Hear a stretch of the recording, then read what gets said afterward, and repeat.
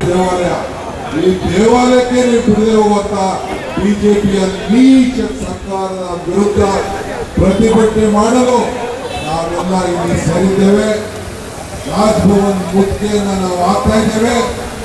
ನಾವು ಗೌರ್ನರ್ ಇಲ್ಲ, ಆದರೂ ರಾಜಭವನ್ ಮುತ್ತಿಗೆ ಹಾಕಿ ನಮ್ಮ ಆಕ್ರೋಶ, ನಮ್ಮ ಧ್ವನಿ ಸೋನಿಯಾ ಗಾಂಧಿಯವರ ಪರವಾಗಿದೆ, ರಾಹುಲ್ ಗಾಂಧಿಯವರ ಪರವಾಗಿದೆ, ಈ ದೇಶದ ಪ್ರತಿಯೊಬ್ಬ ಕಾಂಗ್ರೆಸ್ ಪರವಾಗಿದೆ.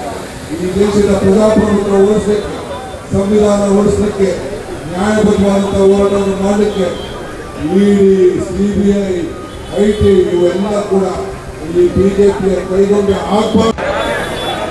ನಮ್ಮ ನಾಯಕಿ ಶ್ರೀಮತಿ ಸೋನಿಯಾ ಗಾಂಧಿ ಅವರಿಗೆ, ರಾಹುಲ್ ಗಾಂಧಿ ಅವರಿಗೆ ಬಿಜೆಪಿಯವರು ಕಿರುಕುಳ ಕೊಡುವಂತ ಒಂದು ದೊಡ್ಡ ಹುನ್ನಾರವನ್ನ ಮಾಡ್ತಾ ಇದ್ದಾರೆ. ಸುಳ್ಳು ಕೇಸನ್ನು ಹಾಕಿ ಮಾನಸಿಕವಾಗಿ ಕಿರುಕುಳ ಕೊಡಬೇಕು, ಬಂಧಿಸಬೇಕು ಅಂತೇಳಿ ಪ್ರಯತ್ನವನ್ನು ಮಾಡ್ತಾ ಇದ್ದಾರೆ. ಅವರು ಭಾರತ್ ಜೋಡೋ ಯಾತ್ರೆ ಕಾಶ್ಮೀರದಿಂದ ಕನ್ಯಾಕುಮಾರಿವರೆಗೂ ಯಾತ್ರೆ ಮಾಡ್ತೀನಿ ಅಂತ ಘೋಷಣೆ ಮಾಡಿದ ಮೇಲೆ ಎಲ್ಲಿ ಜನಪ್ರಿಯತೆ ಆಗ್ತದೋ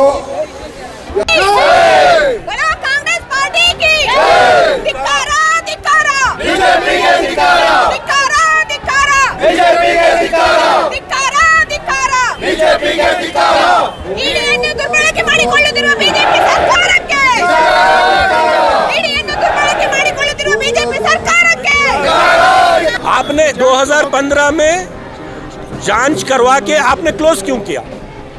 मैं पूछना चाहता हूं, 2015 में आपने एक केस क्लोज किया तो क्यों क्लोज किया? इंक्वायरी के बगैर क्लोज किया। तब राहुल जी पे बहुत प्यार था, सोनिया जी पे प्यार था, कांग्रेस पार्टी पे प्यार था नहीं, क्योंकि इसके पास, आपके पास कोई एविडेंस नहीं था, तो 2015 में आपने क्लोज कर दिया।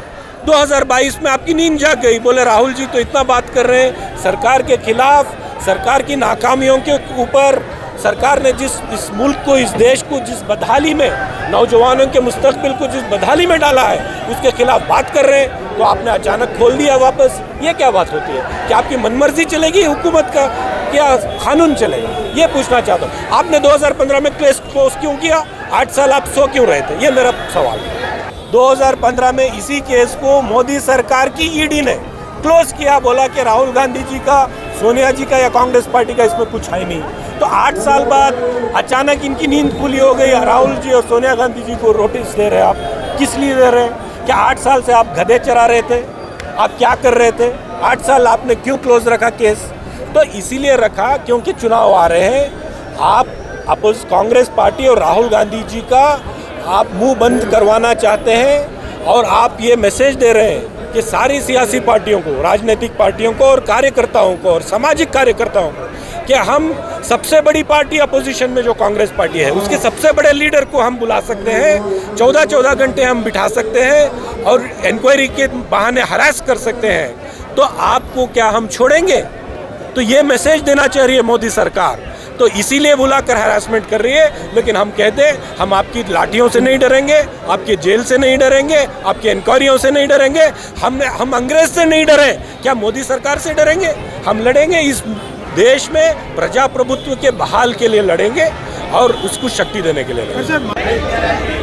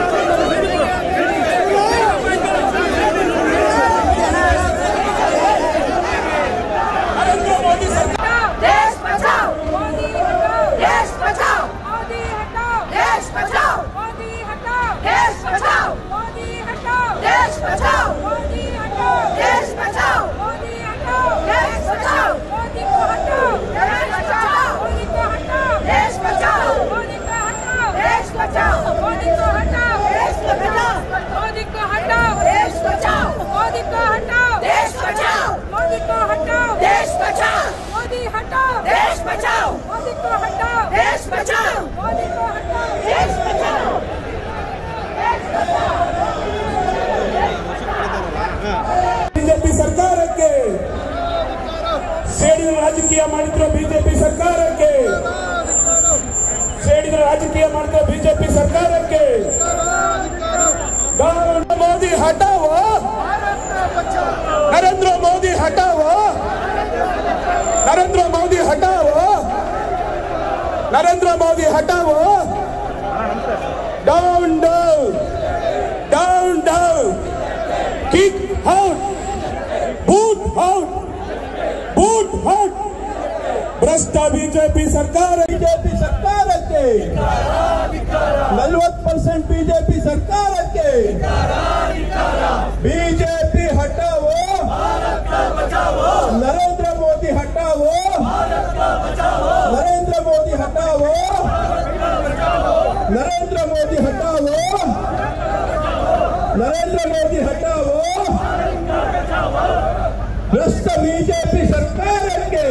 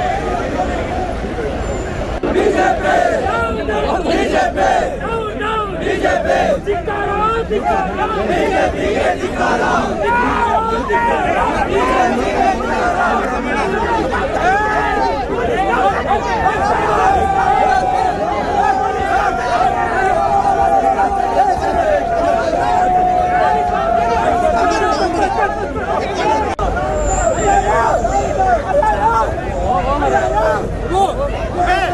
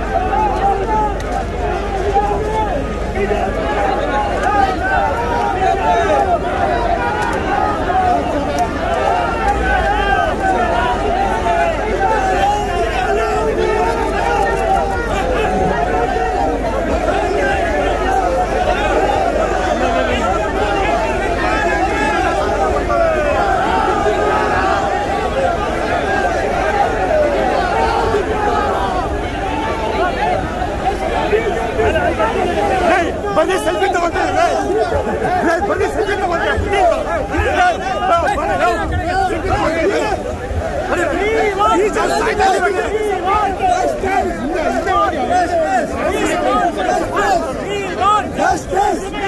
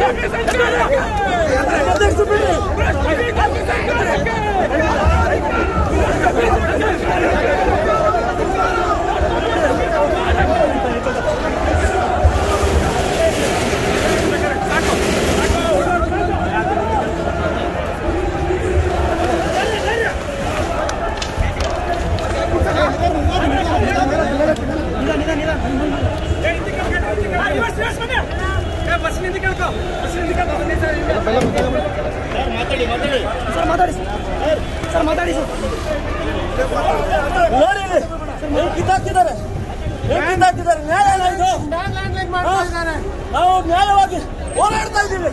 ಇದೇ ಪ್ರತಿಫಲ.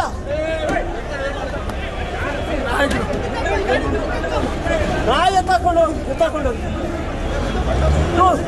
ಪ್ರಜಾಪ್ರಭುತ್ವದಲ್ಲಿ ನ್ಯಾಯ ಏನು ಇದೆ ಅಲ್ಲಿ? ಸರ್ ಬಟ್ಟೆ ಹೊಡೆದೋಗ್ಬಿಟ್ಟಿದೆ ಸರ್. ನೋಡಿ ಹಂಗೆ ಮಾಡಿದ್ದಾರೆ. Nalpa, do you think it's a manhandled by the police? I'm not talking. Yeah, look what they have done to me. You will pay for this. ಒಂದಿನ ಇದಕ್ಕೆ ನೀವು ಕೊಡಲೇಬೇಕು, ಉತ್ತರ ಕೊಡಲೇಬೇಕು. ಆಗಲ್ಲ ಮೋದಿ ಅಮಿತ್ ಶಾ, ಆಗಲ್ಲ. ಅನುಭವಿಸ್ತೀರಾ ನೀವು, ಅನುಭವಿಸ್ತೀರಾ. ಈ ತರ ದೌರ್ಜನ್ಯ ಮಾಡಬಾರ್ದು.